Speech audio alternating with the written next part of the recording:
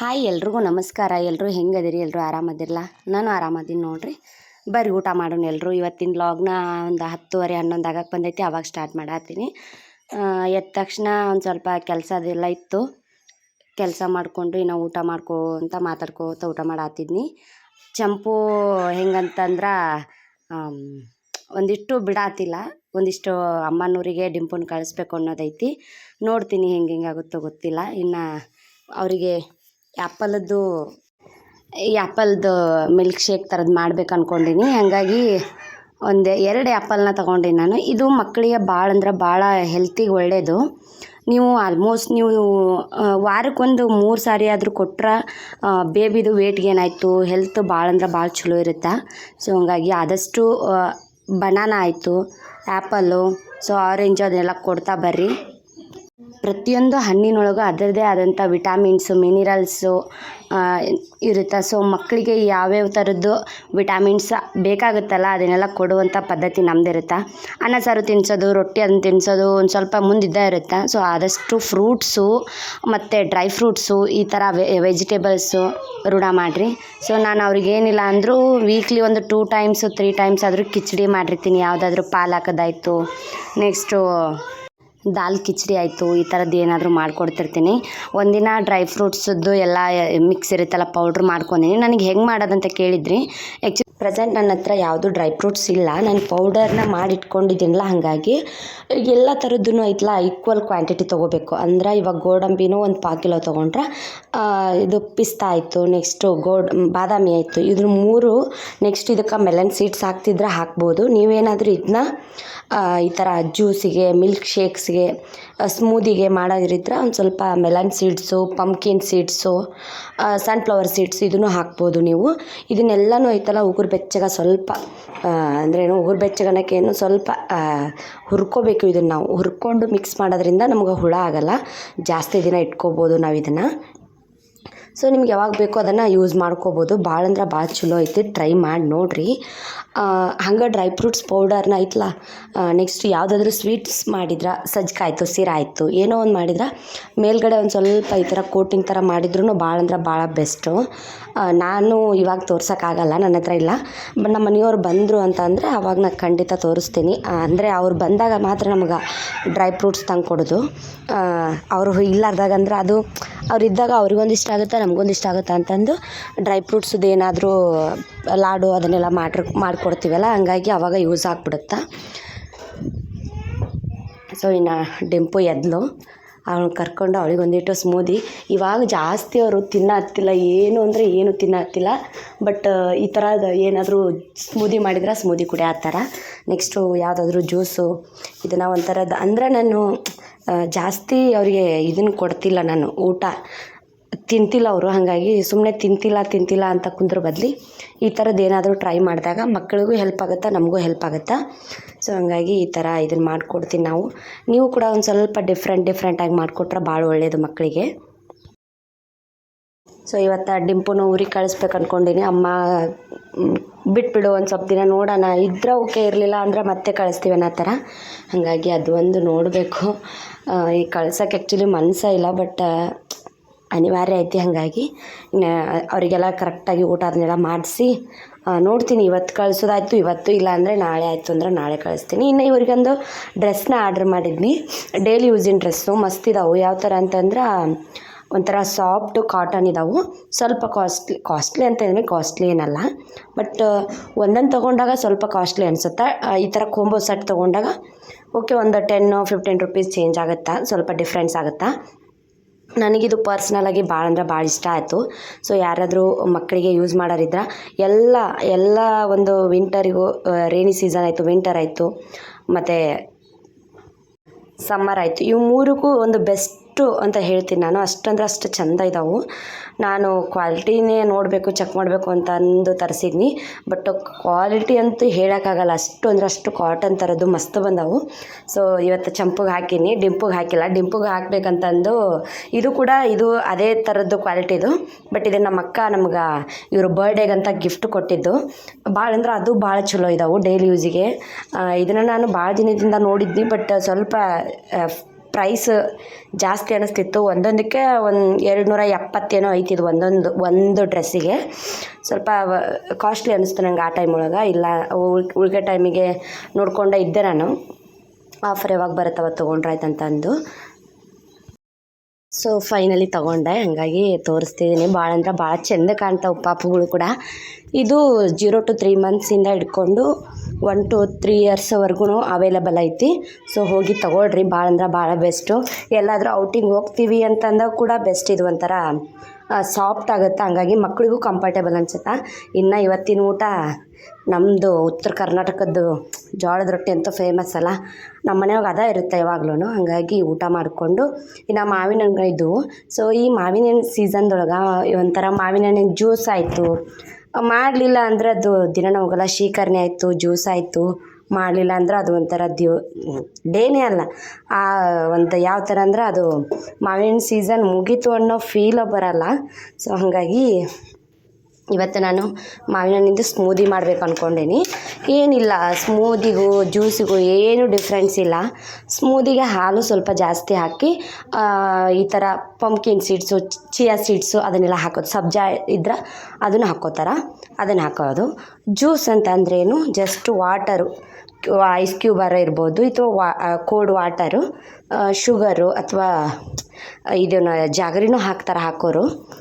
ಮತ್ತು ಇದು ನಾವೇನು ಯೂಸ್ ಮಾಡ್ತಿರ್ತೀವಿ ಡ್ರೈ ಫ್ರೂಟ್ಸು, ಅದು ಹಾಕಿ ಅದನ್ನು ಜ್ಯೂಸನ್ನ ಒಂದು ಸ್ವಲ್ಪ ಹೆಂಗಂದ್ರೆ ಲಿಕ್ವಿಡ್ ಥರ ಮಾಡ್ತಾರೆ. ಇದನ್ನು ಸ್ಮೂದಿನ ಸ್ವಲ್ಪ ಗಟ್ಟಿ ಮಾಡ್ತಾರೆ.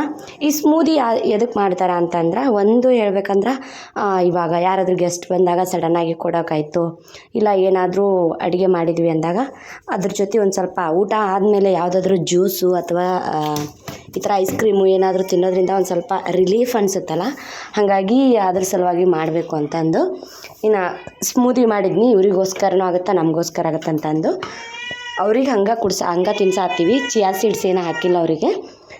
ಬಟ್ ನಮಗೇನು ಮಾಡ್ತೀವಿ ಅಂದರೆ, ನಾವು ಚಿಯಾ ಸೀಡ್ಸ್ನ ಹಾಕೋತೀವಿ. ಚಿಯಾ ಸೀಡ್ಸ್ ಅವ್ರಿಗೆ ಹಾಕೋದ್ರಿಂದ ತಪ್ಪೇನಿಲ್ಲ, ಬಟ್ ಹಾಕಬಾರ್ದು ಅಂತ ನನ್ನ ಉದ್ದೇಶ.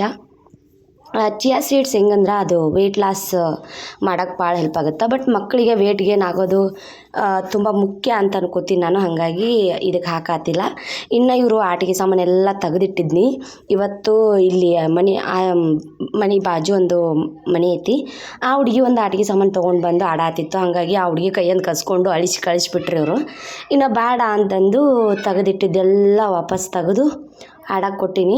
ಎಷ್ಟು ಕಿಡಿಗೇಡಿ ಅಂದರೆ ಅಷ್ಟು ಕಿಡಿಗೇಡಿ. ಇದನ್ನು ಈ ಡ್ರಮ್ ಐತಲ್ಲ, ಮ್ಯೂಸಿಕಲ್ ಡ್ರಮ್ಮು, ಇದನ್ನು ಇವ್ರ ಬರ್ಡೇಗೆ ನಮ್ಮ ಸುಣ್ಣು ಗಿಫ್ಟ್ ಮಾಡ್ಯಾಳ. ಅದನ್ನು ತೆಗೆದಿಟ್ಟಿದ್ನಿ. ಆ್ಯಕ್ಚುಲಿ ಅದ್ರ ಹಿಂದೆ ಒಂದು 3 ಸೆಲ್ ಇದಾವೆ ಹಾಕೋದು, ಅದನ್ನೆಲ್ಲ ತೆಗೆದು ಜಜ್ಜಿ ಹಾಕ್ಬಿಟ್ಟಾರ. ಹಾಗಾಗಿ ಬೇಡ ಅಂತಂದು ತೆಗೆದಿಟ್ಟಿದ್ನಿ. ಬಟ್ ಒಳ್ಳೆ ಅವ್ರ ಡ್ಯಾಡಿ ಐತಲ್ಲ, ಮೊನ್ನೆ ಸೆಲ್ ತರಿಸ್ಕೊಟ್ರು ಒಬ್ಬರ ಜೊತೆ, ಹಾಕು ವಾಪಸ್ ಕೊಡೋರಿಗೆ ಅಂತಂದು. ಹಂಗಾಗಿ ಇದು ಮಾಡತ್ತೀವಿ. ಇವಳಿಗೆ ಓದಬೇಕು, ಅವಳಿಗೆ ಓದಬೇಕು, ಬಟ್ ಕೊಡ್ತಿಲ್ಲ. ಇದನ್ನು ಹಾರ್ಮೋನಿಯಮ್ ಒಂದು ತರಿಸಿದ್ನಿ ನಾನು. ಏನು ಅಂತಂದ್ರೆ, ಈ ಥರ ಕಲರ್ಸ್ದಾಯಿತು ಮೈಂಡ್ ಗೇಮ್ ಆಡ್ಸೋದ್ರಿಂದ ಮಕ್ಕಳಿಗೆ ಒಂದು ಸ್ವಲ್ಪ ಏನಂದರೆ ಆ್ಯಕ್ಟಿವ್ ಜಾಸ್ತಿ ಆಗ್ತಾರೆ.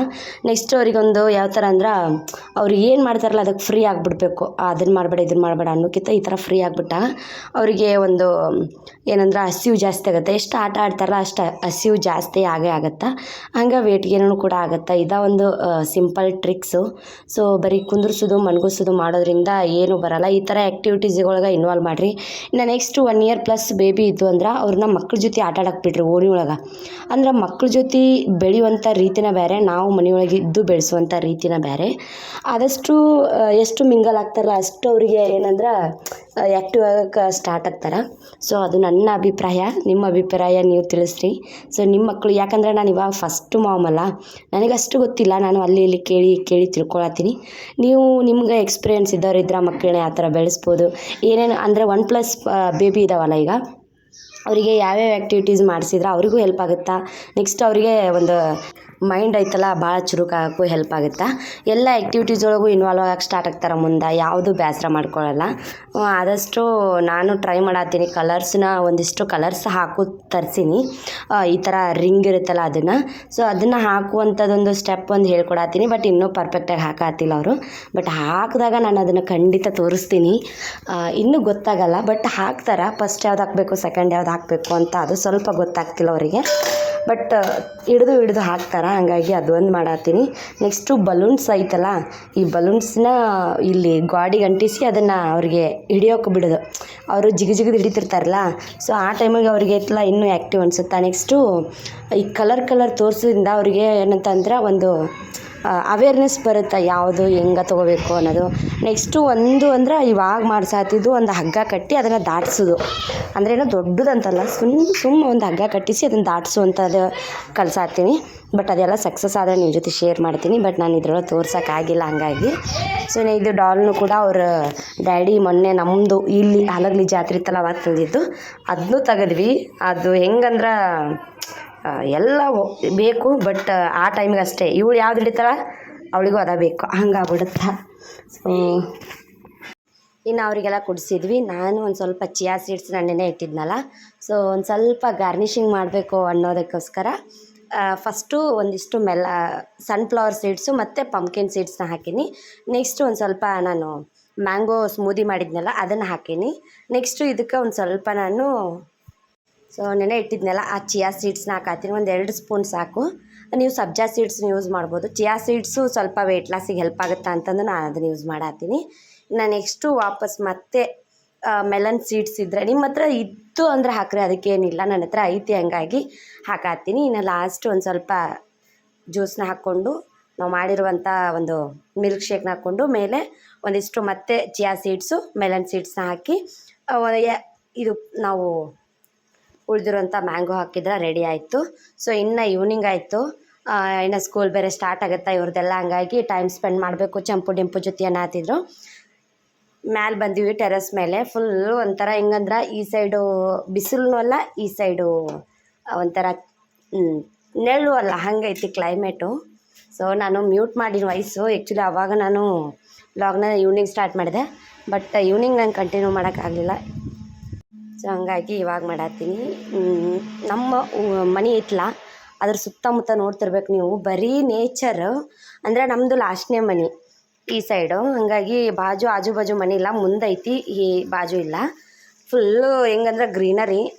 ನನಗೇನಂತಂದ್ರೆ ಒಂದು ಸ್ವಲ್ಪ ಬೇಜಾರು ಅನ್ನಿಸ್ತಂದ್ರೆ, ಇಲ್ಲ ನಮ್ಮ ಮನೆಯವ್ರು ನೆನಪಾದರು ಅಂತಂದ್ರೆ ಆದ್ರೂ ಅನ್ನೋಕ್ಕೇನು ಹಾಕ್ತಾರೆ. ಬಟ್ ಯಾವಾಗೋ ಒಂದು ಸಾರಿ ನಂಗೆ ಜಾಸ್ತಿ ಹರ್ಟ್ ಆಗತೈತಿ, ಬಟ್ ನೆನಪು ಆಗ್ತಿದ್ದಾರೆ ಅಂದಾಗ ಇಲ್ಲಿ ಟೆರೆಸ್ ಮೇಲೆ ಬಂದು ಇಲ್ಲಿ ಮಲ್ಲಿಗೆ ಹೂವಿನ ಗಿಡ ಐತೆ, ಅದನ್ನು ನೋಡ್ಕೋತಾ ಕುಡ್ತಿರ್ತೀನಿ ನಾನು. ನನಗೇನೋ ಅದು ಒಂಥರ ಪ್ಲ್ಯಾಂಟ್ಸ್ ಆಯಿತು, ಇದನ್ನೆಲ್ಲ ನೋಡಿದಾಗ ಒಂದು ಸ್ವಲ್ಪ ನಂಗೆ ನೆನಪು ಒಂದು ಸ್ವಲ್ಪ ಹೋಗುತ್ತಾ. ಹಾಗಾಗಿ ಅದ್ರ ಜೊತೆ ಭಾಳ ಟೈಮ್ ಸ್ಪೆಂಡ್ ಮಾಡೋಕ್ಕೆ ಇಷ್ಟಪಡ್ತೀನಿ. ಡಿಂಪು ಹೆಂಗಂದ್ರೆ ಜಾಸ್ತಿ ಹಠಮಾರಿ, ಕುಂದ್ರಲ್ಲ, ನಿಂದ್ರಲ್ಲ. ಬರೀ ಅಲ್ಲಿ ಸಿಂಟ್ಯಾಕ್ಸ್ ಇಟ್ಟಿವಿ, ಆ ಸಿಂಟ್ಯಾಕ್ಸ್ ಹತ್ರ ಹೋಗ್ತಾಳೆ, ಇಲ್ಲ ಅಂದ್ರೆ ಶೆಟ್ಕೊಂಡು ಕೂತ್ಬಿಡೋದು. ಸೊ ಇದಾಗ್ಬಿಟ್ಟೈತಿ, ಹಾಗಾಗಿ ಇವ್ರ ಜೊತೆ ಟೈಮ್ ಸ್ಪೆಂಡ್ ಮಾಡಬೇಕು. ನೆಕ್ಸ್ಟು ಇನ್ನು ಇಲ್ಲಿ ಒಬ್ಬರು ಸರ್ ನಂಗೆ ಕಾಲ್ ಮಾಡಿದರು, ಇಲ್ಲೇ ಗೌರ್ಮೆಂಟ್ ಟೀಚರ್, ಈ ಥರ ಗೆಸ್ಟ್ ಟೀಚರ್ದು ಬರ್ರಿ ಅಂತಂದು. ಸೊ ನೋಡ್ತೀನಿ, ಹೋಗಬೇಕು ಅಂದ್ಕೊಂಡಿನಿ. ಅಂದ್ರೆ ಒಂದೇ ಹೋಗಬೇಕು ಅಂತ ಏನಿರಲಿಲ್ಲ, ಬಟ್ಟು ಯಾಕೆ ಹೊಂಟೀನಿ ಅಂತಂದ್ರೆ ಇದು ನನಗೆ ಯಾಕೋ ನಮ್ಮ ಮನೆಯವರು ಇರಲಿ ಇದೊಂದು ಸರಿ ಬಿಟ್ಬಿಡು, ಅವ್ರು ಕಾಲ್ ಮಾಡಿದ್ರು ಆಯಿತು, ಕಾಲ್ ಮಾಡಲಿಲ್ಲ ಅಂದ್ರೆ ಆಯಿತು, ಇದೊಂದು ವರ್ಷ ಬೇಡ, ಮತ್ತು ನೆಕ್ಸ್ಟ್ ಇಯರ್ ಏನಾದರೂ ಅಪಾಯಿಂಟ್ಮೆಂಟ್ ಕರೆದ್ರೆ ಟ್ರೈ ಮಾಡುವಂತಿ ಅನ್ನೋ ಥರ. ಹಾಗಾಗಿ ನೋಡಬೇಕು ಅಂದ್ಕೊಂಡಿನಿ, ಬಟ್ ಇನ್ನೂ ಏನು ಪ್ಲ್ಯಾನ್ ಇಲ್ಲ. ನಾನು ಇವರು ಕಾಲ್ ಮಾಡ್ತಾರಾ ಅಂತ ವೆಯ್ಟ್ ಮಾಡ್ಕೊತಾನೆ ಕೂತೀನಿ. ನಂಗೆ ಅದು ಯಾಕೆ ಕಾಲ್ ಮಾಡ್ತಿಲ್ಲ ಅಂತ ನಂಗೆ ಗೊತ್ತಿಲ್ಲ. ಸೊ ನನ್ನ ಜೊತೆ ಇಂಟ್ರ್ಯೂ ಕೊಟ್ಟರೆಲ್ಲ ಹೋಗಿದ್ದಾರೆ, ಬಟ್ ಏನು ಪ್ರಾಬ್ಲಮ್ ಆಗೈತಿ ಅನ್ನೋದು ನಂಗೆ ಇನ್ನೂ ಅರ್ಥ ಆಗ್ತಿಲ್ಲ. ಮೇ ಬಿ ಅವರಿಗೆ ನನಗೆ ಇಂಗ್ಲೀಷ್ ಮೀಡಿಯಮ್ ಬೇಕಾಗೈತಿ ಅಂದಾಗ ಅವ್ರು ಮೇ ಬಿ ಇಂಗ್ಲೀಷ್ ಮೀಡಿಯಮ್ ಅವ್ರ ಹತ್ರ ಇಲ್ಲ ಅನ್ಸುತ್ತೆ, ಹಂಗಾಗಿ ಅದಕ್ಕೇನಾರ ಕೂತಾರೇನೋ ಅಂತ ನನಗೆ ಅನ್ಸುತ್ತಾ. ಇನ್ನು ನೆಕ್ಸ್ಟ್ ಈವ್ನಿಂಗ್ ಒಂದು ಸ್ವಲ್ಪ ವಾಕಿಂಗ್ ಮಾಡಬೇಕು ಅಂತಂದು ವಾಕಿಂಗ್ ಮಾಡ್ಸಾತಿದ್ವಿ.